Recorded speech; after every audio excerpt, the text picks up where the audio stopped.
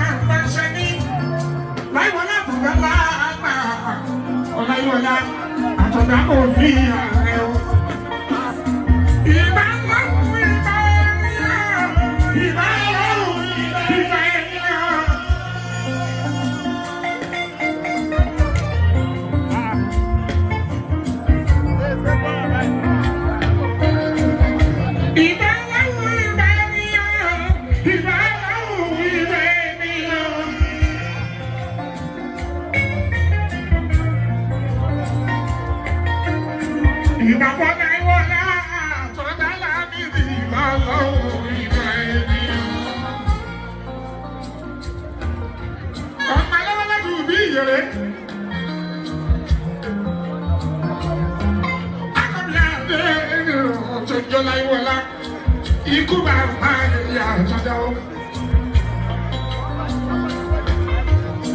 Ìbá fọ́lá ìwọ̀lá àtọ́jà lábìlì ìbá ọlọ́run ìgbà ènìyàn.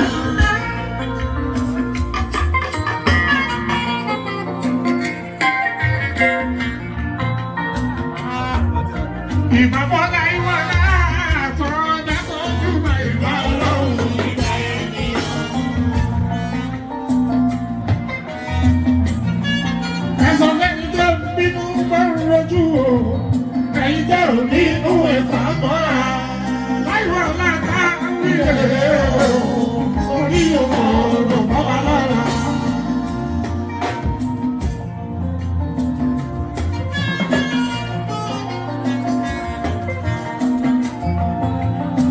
Ẹni bá ń bínú bá ń lójú o. Ẹ̀yin jẹ́ òní inú ẹ̀fà mọ́ra. Akọ̀dàdà wílẹ̀ orí ọmọ ọ̀dọ̀ bọ́wá lára.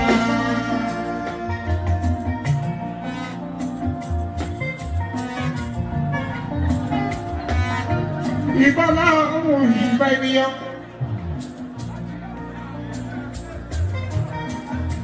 Arábẹ́ bí olówó ìyálẹ́mọ́.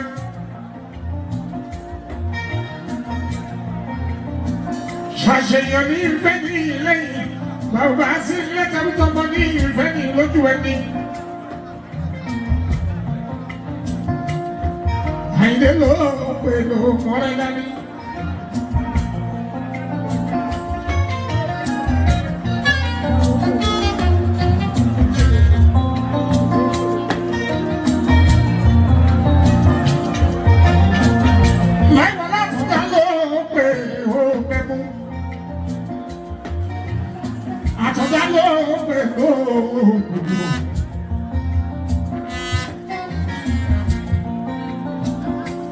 Kábíyèsí ìgbà ni mo ṣe fàájìlá fàájìlá fàájìlá ìsẹ̀yìn o.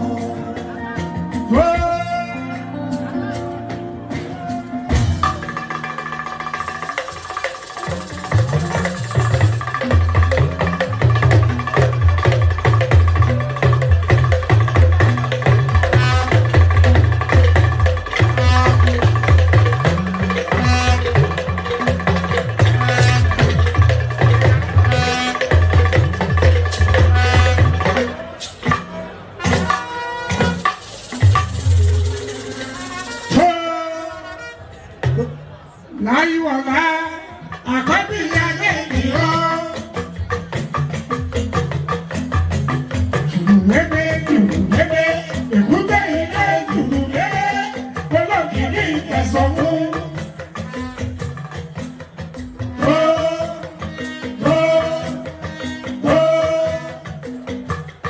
Láyíwọ̀lá àkọ́bí ìyáálé ìrọ̀. Bàbá rẹ̀ ló nílẹ̀ ìwọ náà rí.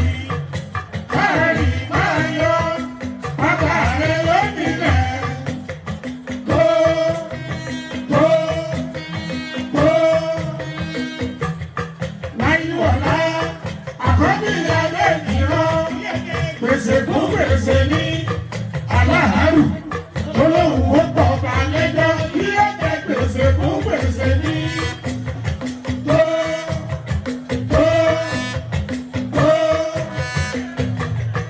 Láyíwọ̀lá àkọ́bí ìyálé ìjìnà ọ̀wọ́ wa ló dé sí ìwé kọ̀ọ̀kan tẹ̀sùn tẹ̀wọ́ ọ̀wọ́ wa ló dé sí.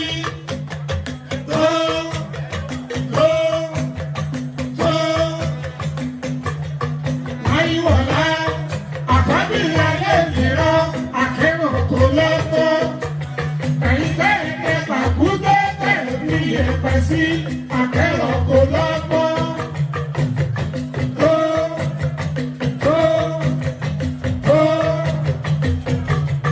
Láyíwọ̀lá àkọ́bí ìyálé ìjìnà ìdí ẹni kọ́ lẹ́wà. Ọ̀rọ̀ bá a sọ lọ́kọ̀ èmi máa bá rẹ̀ ìdí ẹni kọ́ láwà.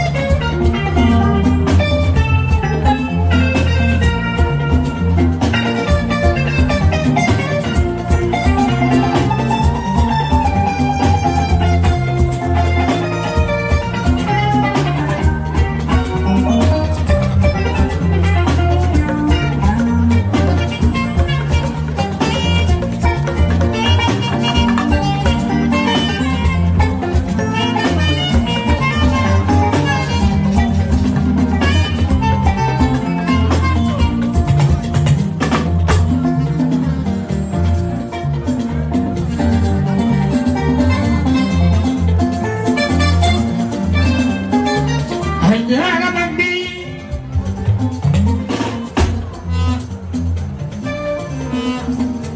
Ayégun ilẹ̀ yóò gbà.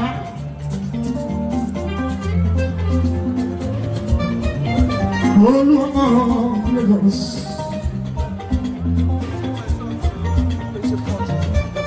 Ọmọ Àbújá lẹ́jọ́.